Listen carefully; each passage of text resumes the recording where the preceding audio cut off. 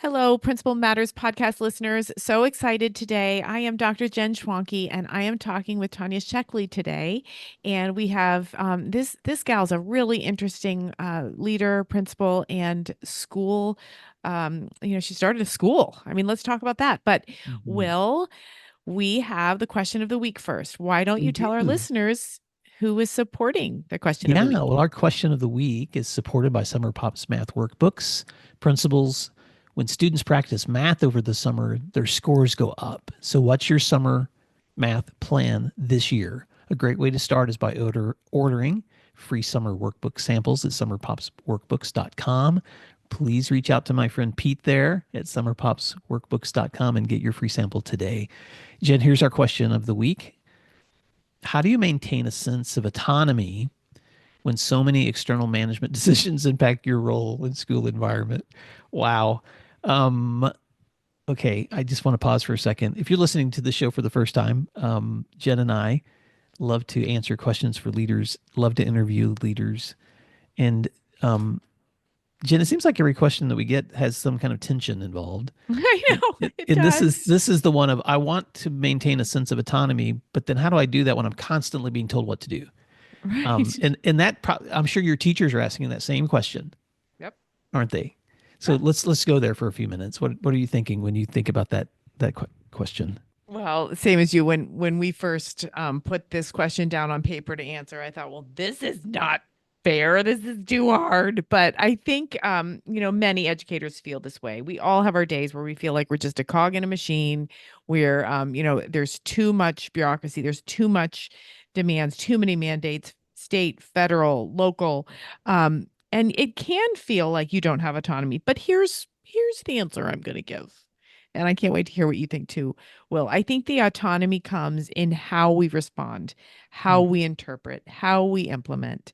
If we decide to take responsibility for implementation and results, if we can say we did our best to differentiate, to make it our own, that kind of thing. So I think there is a lot of autonomy living in the response.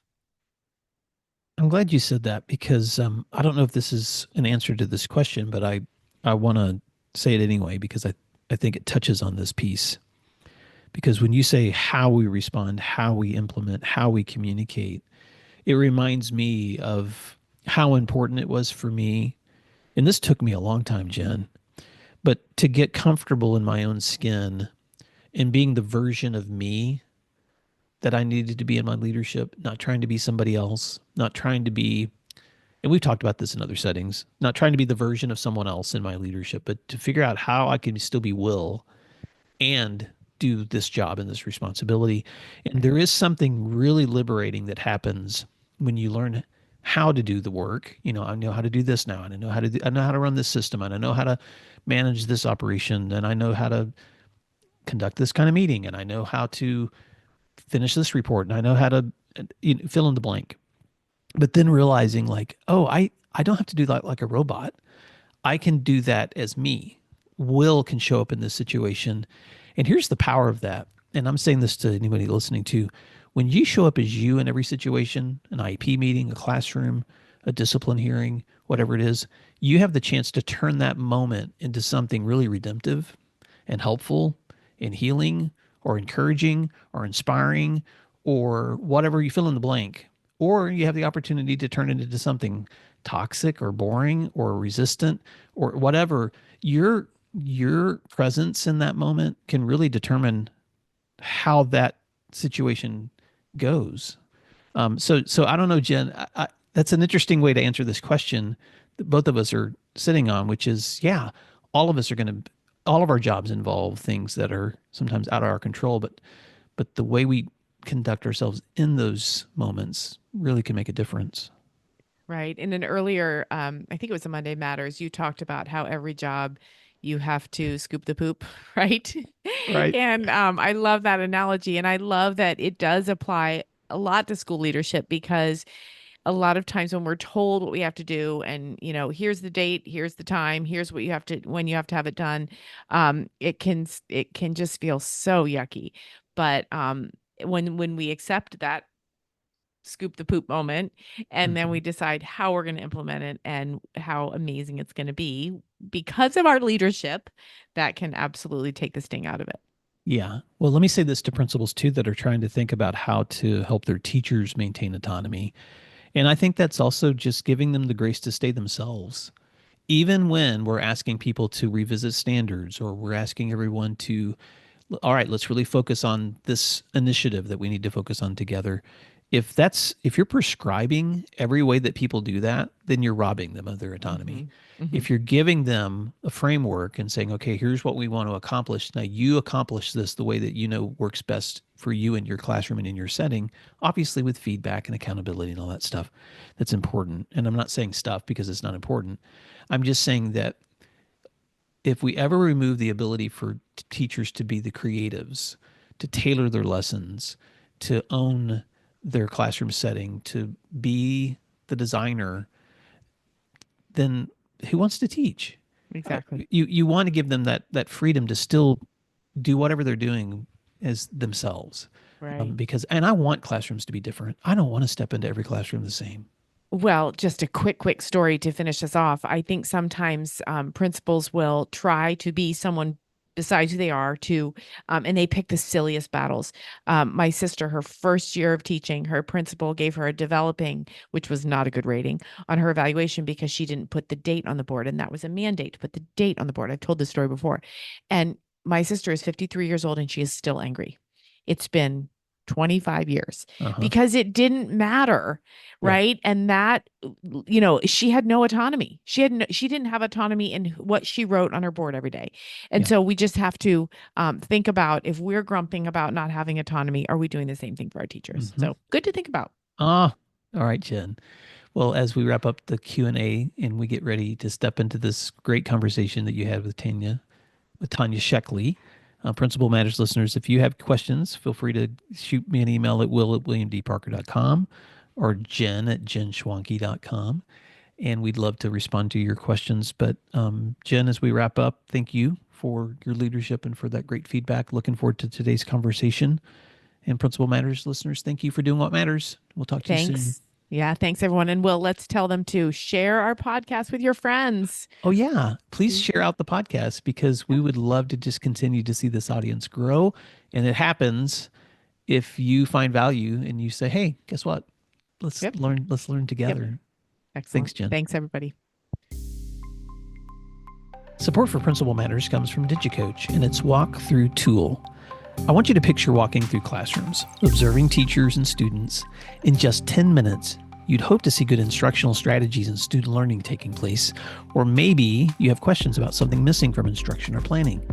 Instead of taking 30 minutes to write a follow-up email or leaving your teacher feeling unsupported, wouldn't it be great to have an app on your phone or tablet where you could send immediate feedback while also collecting data? Enter DigiCoach, a customizable walkthrough and coaching tool created by school leaders for school leaders with thousands of pre-written, research-based commendations and coaching tips empowering you to provide quick, actionable feedback. DigiCoach is not an evaluative tool. Instead, it is an easy-to-use feedback and coaching tool, an efficient way to store your notes and collect data for improving student outcomes right in your hands. It can be used on iPhone, Android, or tablets and includes speech-to-text functions. Make the most of your walkthroughs with a tool that saves you time and enhances meaningful feedback to your teachers. Go to digicoach.com to learn more, and please tell them Principal Matters recommended you check them out. That's digicoach.com.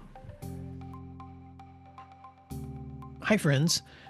Did you know that Principal Matters, the School Leaders Podcast, has been downloaded over 1.5 million times? We are so proud to share conversations, interviews, and resources to support leaders like you who are serving school communities worldwide. And I'd like to invite you to explore our books, our professional development offerings, our Grow Academies, our masterminds, executive coaching, and keynote presentations, because we're here to help you and your teams build schools that you're proud to call home. So here's my question. How are you planning to keep growing in the semester ahead? We're booking events right now for the next 2 years, and we would love to serve you in person or virtually. So visit williamdparker.com and click services or email me at will@williamdparker.com to connect. I would love to hear from you. Thank you, and I hope you enjoy the rest of today's show. You're listening to Principal Matters, the School Leaders Podcast. Principal Matters Podcast, episode 439. Hello, Principal Matters podcast listeners. This is Dr. Jen Schwanke here, and I have Tanya Sheckley here with me today. Tanya Sheckley, who wrote a fantastic book. It's titled Rebel Educator, Create Classrooms Where Impact and Imagination Meet. And Tanya has a podcast and has a really broad reach with educators all over. So Tanya, welcome. And why don't you start out with a bio? Tell us who you are and, let our listeners connect with the work that you're doing. Great. Thanks so much, Jen. I'm so excited to share and to talk. So yeah, as you mentioned, I've been in education now for about 10 years. Previous to that, I was in consumer packaged goods. I sold beer for almost a decade. And so I come to education with a much different background than most. I come in with a business background looking to open a school.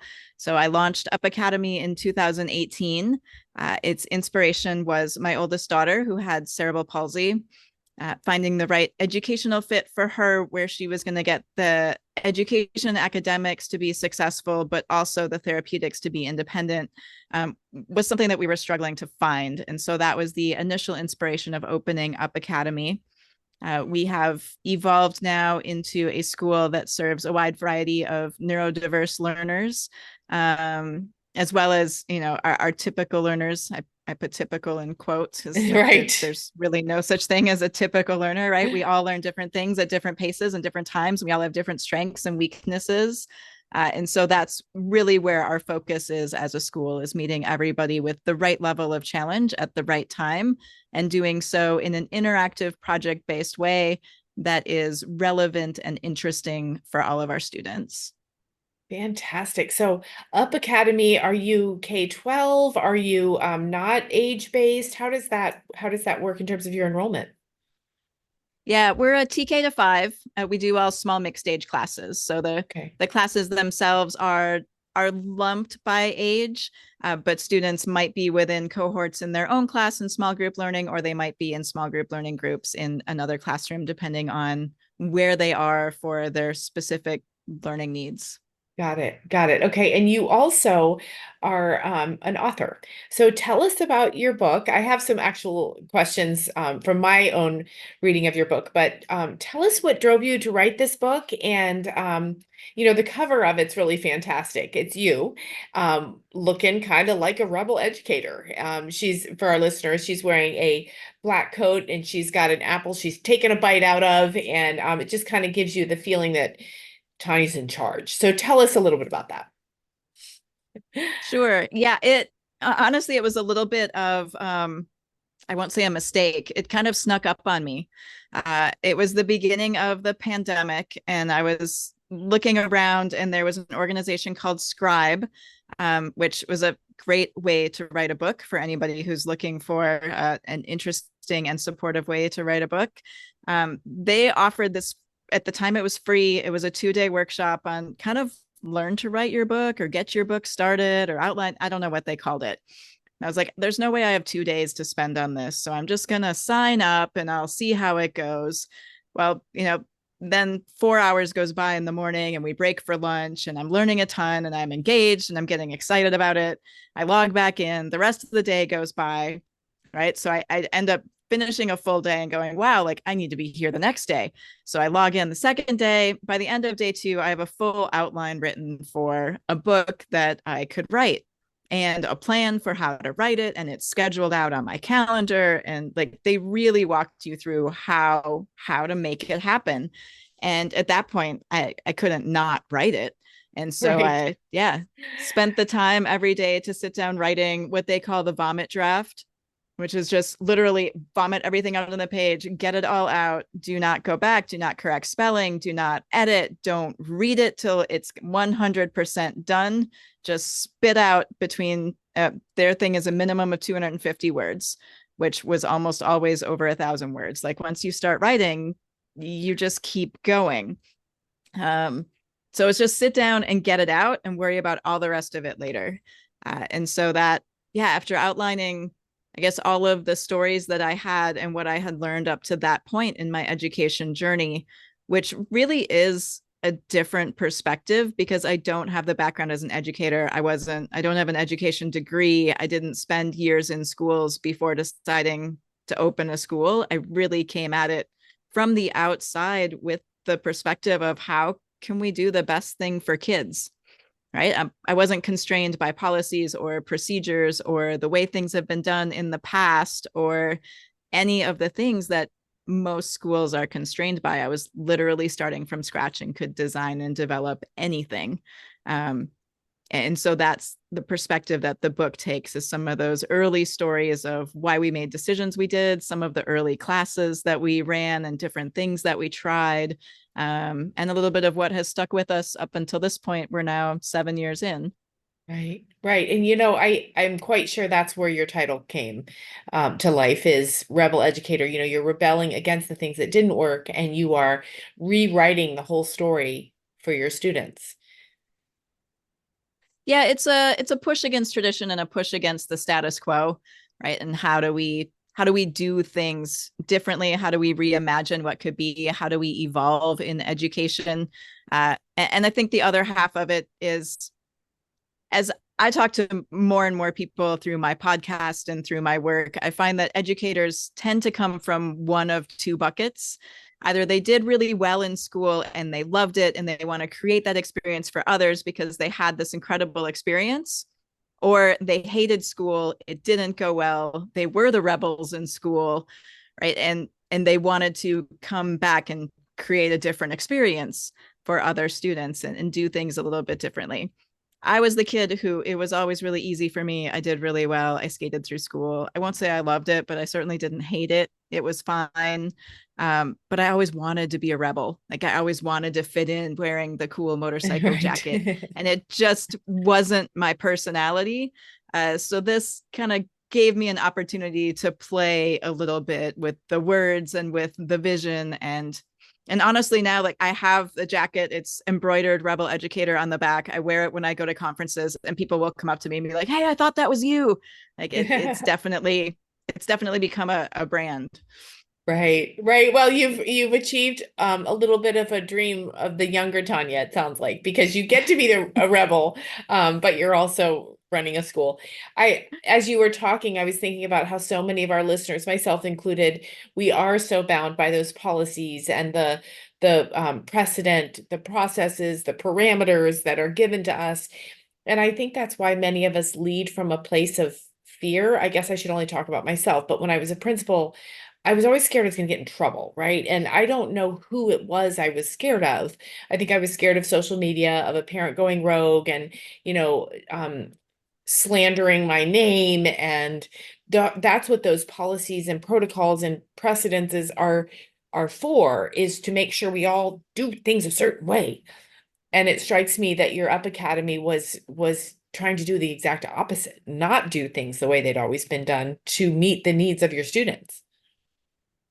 Well, it's one of the phrases in business that the key way to kill a business is to continue doing things the way they've always been done.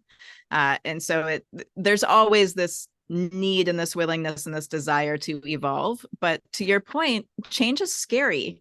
And there's a lot of fear that's created that way. When we look at our kind of our core human emotions, it's love and fear. And we love our students. All teachers and educators came into this because they want to make a difference. They love kids. They want to support and be helpful and do great things.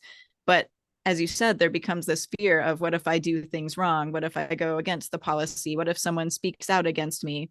A fear of conflict, a fear of looking bad, a fear of doing the wrong thing. And kids don't learn. When I opened the school, my husband and I sat down and we went through an exercise that we called "What If?"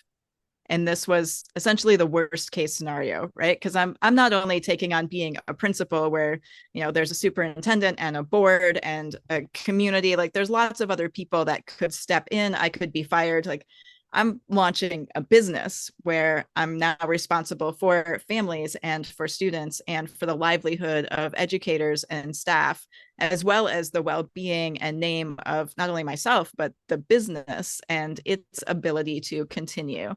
So there's a lot riding on that.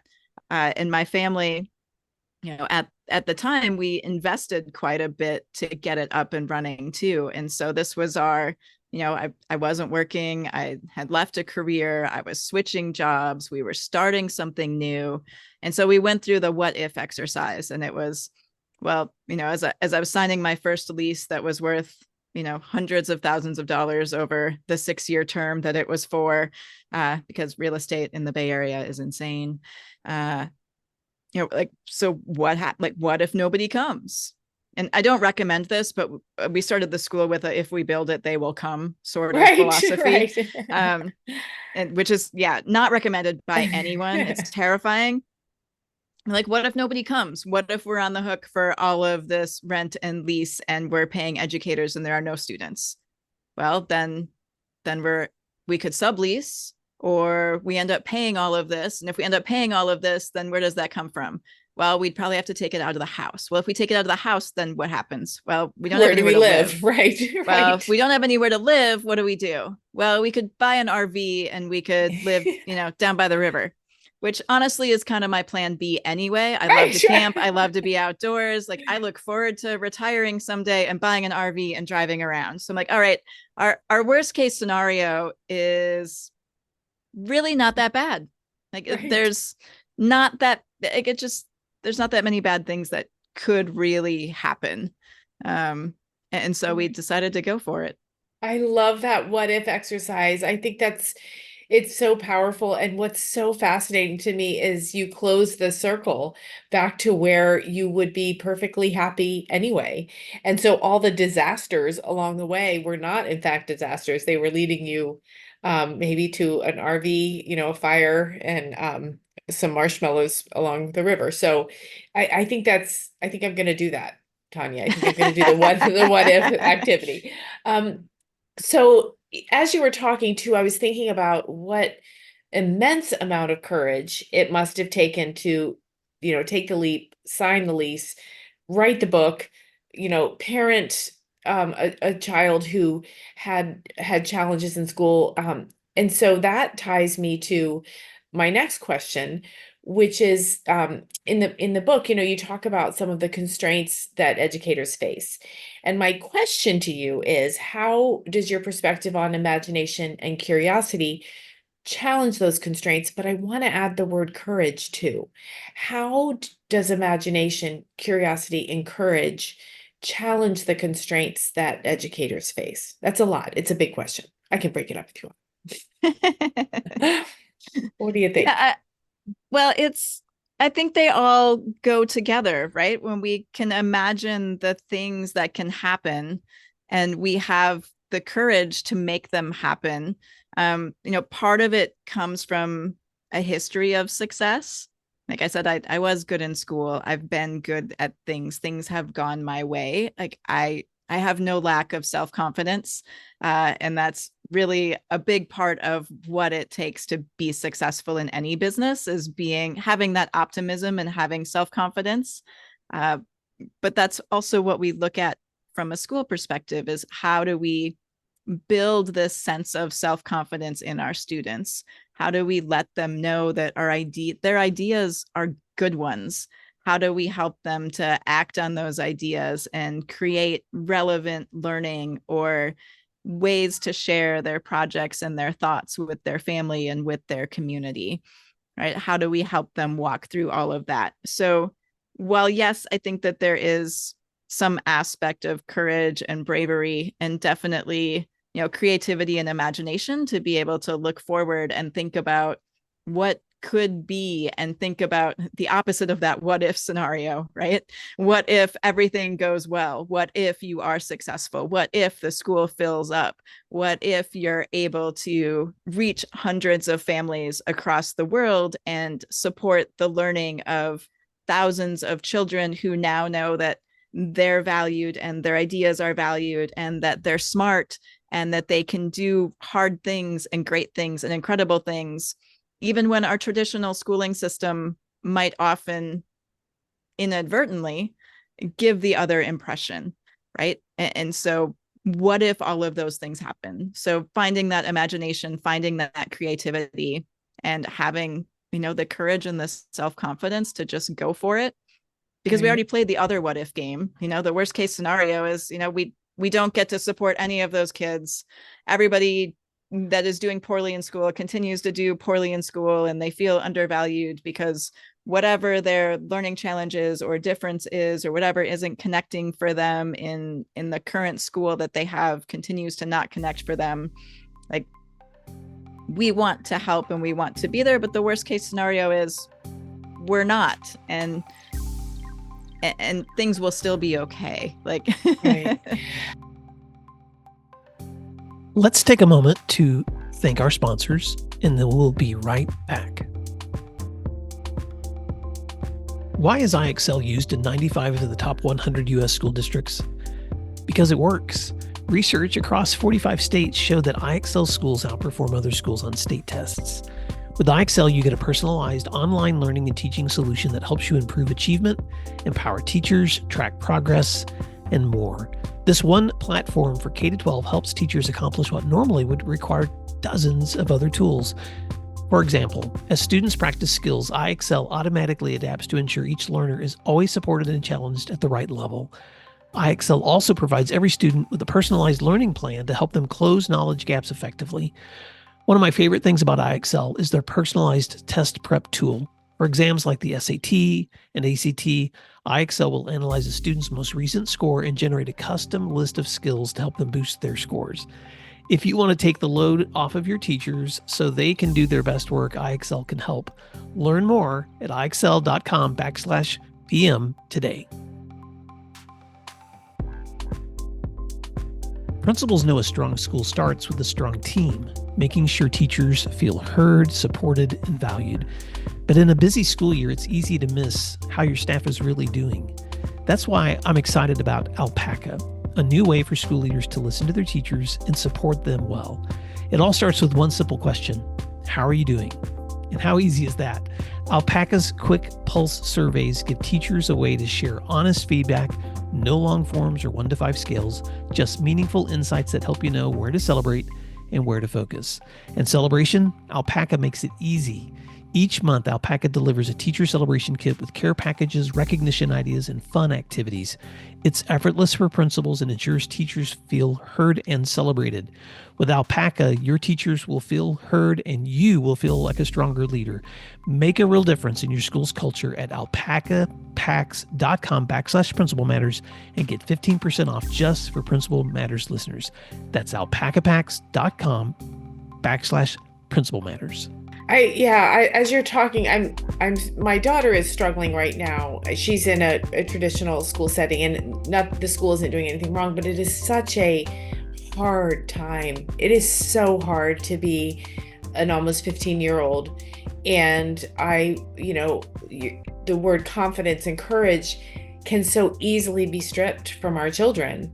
And, I think it's imperative. I don't like to overuse that word, but it's imperative that we continue to preserve that mindset, right? That learning mindset of our children. And I'm making this comment as an educator and as a parent too, how, there's just so much input now for our students. And I wonder if that what if activity or something like it is a way to allow students to have that output, the imagination, the curiosity, the questioning, the courage. Those are things we put out into the world, right? And how we can do that. So I'm leading to a question, I swear. What are some ways that you see the educators you work with go about changing those learning mindsets? What about a kid who has no confidence? Where do we have the power to mold and support a mindset that goes to the positive what ifs? Yeah, that's a great question. And I have the opportunity to work with elementary school kids, And so many of them are still just in this place of wonder and excitement and curiosity. And so our job in elementary school is very much to just not take that away, right? Yes, we can support it and we can foster it, but so much of it is to like, just don't take it away. Don't shut down those questions. Don't say, say yes as much as you possibly can. But from an other perspective and looking at middle school and looking at beyond, I have a 13-year-old daughter. I just had a long conversations with a friend of mine who has a 15-year-old who's also struggling. And a lot of it is based on just an overstimulation of input, right? So part of that is how do we make sure that they don't lose the wonder? How to make sure that they don't lose the curiosity? How do we continue to foster those things throughout those years and build them up so strong that when the adolescence hits and when that voice inside their head kind of clicks on and starts to tell them all the things they're not capable of, or when all of the inputs from teens, from friends, from social media, from influencers, when all of that starts to pour in, we've built up their sense of self so strong that those things can't knock it down. I see as part of the job of elementary school, and from a parent perspective, how do we quiet some of that noise? How do we make sure that we take breaks from those things? How do we make sure that our kids know, very much like us growing up watching TV and you'd watch superheroes and you knew that wasn't real, right? There's Iron Man can't really fly and go out into the metaverse and come back with Thanos's glove. Like these things aren't reality, but Instagram isn't reality and Facebook isn't reality and TikTok isn't reality. Like these are one moment or 30 seconds in time that someone has created to look great. So how do we give that same sense of what is and isn't reality and continue to bolster that self-confidence within our students and especially our girls? Well, I'm going to tell you what I'm going to say to my daughter tonight is, hey, I used to watch TV and a lot of it wasn't true and I knew it. And my Iron Man is your Instagram. That's what I'm gonna say. So thank you for that, inspiration. And I think you'll find this amusing because it's so apropos to elementary. I spoke with a class of elementary students a couple weeks ago about leadership. And I said to my daughter, hey, I spoke to these kids. There's this leadership group, and I went and spoke to them. And she said, well, what do fifth graders know about leadership? And I said, oh, honey, I said, you were taught like we were teaching those skills. They know how to do it. And they have really compelling questions. How can I be nice and still hold people accountable? How can I be responsible? And have people know I'm being responsible. Their questions were fantastic. And when I told my daughter, who's, so far away from elementary, she can't still see it. She's like, oh, those are great questions. So to your point, Tanya, yes, we can teach it and then it's in them and it can stay there and be pulled out when it's necessary. Yeah, I think that's the hope. And that's a great example. And as you're talking, I'm thinking about our mixed age classes because one of our core competencies is leadership. And that's a piece of, everything that happens in a mixed age class. Because in some years, you're the youngest in the class and you're learning from your peers. And some years, you're the oldest in your class and you're getting to share your knowledge and support. But always there's other kids looking up to you and seeing what you're doing and wanting to be like you and setting that example and that mentorship. So while we don't want to put all of that responsibility on our students, we also want them to understand that there is this responsibility that comes along with being older and, being a fifth grader. You're typically the oldest in elementary school at that point, and all the littles are looking at you and wondering what you're doing and following your example. So when we have that understanding, not only of ourselves and our own confidence, but also of our place in a community and how we fit into that and our sense of belonging and our sense of ownership for that community, that bolsters that sense of self and confidence as well. Right. You know what, when I was talking to those students, I told them that when I was in fifth grade, I was so super quiet, but I was learning how to be a leader. And so now I'm the deputy superintendent of this gigantic school district. never would anybody have pointed to me as a fifth grader and said she'll do that someday. But I was learning. And that's exactly what you're doing in your school and what we need to do for our students. So this is really, I can't wait to talk about this. I found you, Tanya, through LinkedIn. I mean, we had connected, I think, through mutual connections, but you wrote a post about a woman turning 50 and it blew my socks off. Maybe I was having a moment myself as a 50-year-old woman, but you talked a little bit about who you were at 20, who you were at 30 and 40. And now as a leader and a, I would say a thought influencer, I made that up, but I think that's really what you're doing. Tell me about some things that you're thinking about now that are different or profound, uh, that you picked up along your way. I mean, please be profound, Oh, but the your post, profound wisdom yes, of being please. That's 50. right. But seriously, it blew my socks off, and I did. I messaged you right away. I'm like, hey, I just read this post. We have to talk. So tell me what you're thinking. She of 50 years wisdom.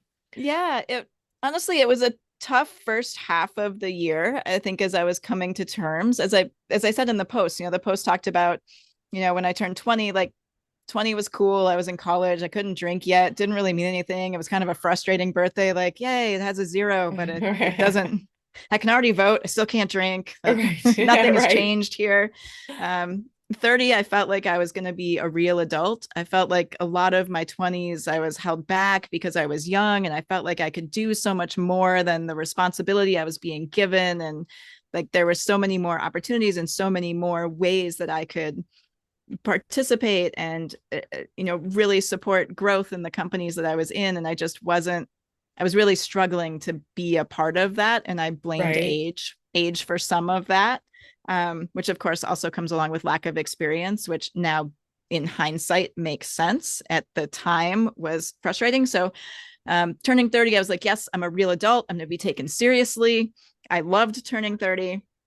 Like I said, 40 just kind of snuck by. I was in the throes of parenthood. I got married later. I had children later. My kids I had a newborn. My youngest was born in April of that year. My birthday's in September. And so, yeah, he just noticed today. He's like, Mom, I'm 10 and you're 50. We're 40 years apart. I'm like, well, technically I was still 39 when I had Right. you. Right. But yes, we are. Yes. And so that was, there was so many other things that it was a not really noticeable birthday, but this one I saw coming and I felt it coming, and I felt the ways my body has changed in the last 5 years and the aches and the pains and getting a little bit slower to get moving in the morning. And then the ways that, looking at my career and thinking of all the shoulds and all the different ways that we compare ourselves to others. And I think in the post, I talked about, our school should be bigger and more successful. We should be making more money. Like for the amount of hours I put into a startup, I should be doing much better financially. Like what else, what are the other shoulds in our, what car should you be driving? What house should you be living in? Right. What are the other shoulds in our lives? And I really had a lot of that earlier this year. And I think was probably the closest thing to a midlife crisis. Right. But looking at, what really do I want to do? What impact do I want to make on the world? I'm as close now to 75 as 25, right? I'm right in the middle. 25 does not feel like that long ago. Although when I look at everything that has happened in my life since then, it clearly was quite a while ago. But then, what do I get to do for the next 50 years? Right. The first 20 years, you're a child, you're in infancy, like you're not being productive in the world yet. But I have those next 50 years now where I am an adult and I can be productive in the world. And I do have 30 years of, working experience and living experience and corporate experience and startup experience and business experience and family experience and parenting experience and right. All of the things that you learn just through life, Right. of that adulting experience. And so now what does the next 50 years look like? Right. And that's really the perspective that I've been working on taking over the past several months as I start to craft what comes next? What do we want Up Academy to be?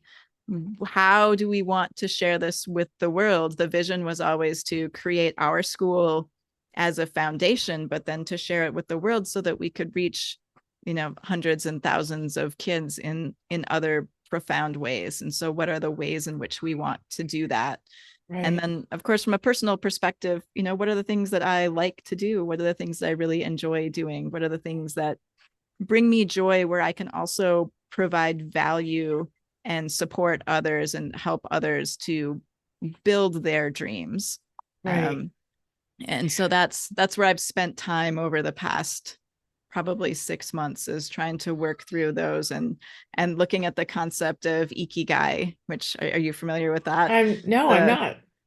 It's a Japanese concept of kind of concentric circles of the things that you're good at, the things that you like to do, and the things where you can make money.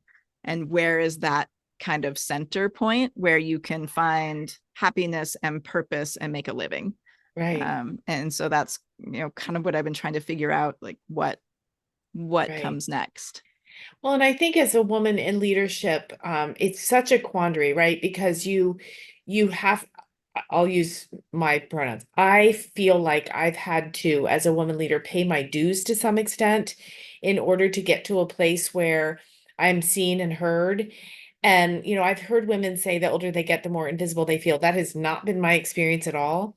What has been my experience, though, this will make you laugh. I had friends who said, "Oh, 50's awesome. You don't care anymore what people think. You're just yourself."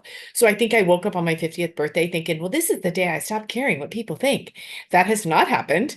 I think it's probably a journey like anything else, but the scrap as a woman to in leadership, to be heard, to find that courage, to capitalize on the self-confidence, to be curious and also insightful.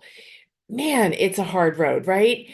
And then ideally you get to a point, like you're saying, where you can think about who you're going to be and where the joy is, and also pay the bills and also make a difference. And, I applaud you for doing that, or at least being so committed to the journey. That's awesome. And I find it really inspiring. And that's why I reached out to you. I'm like, come talk to me.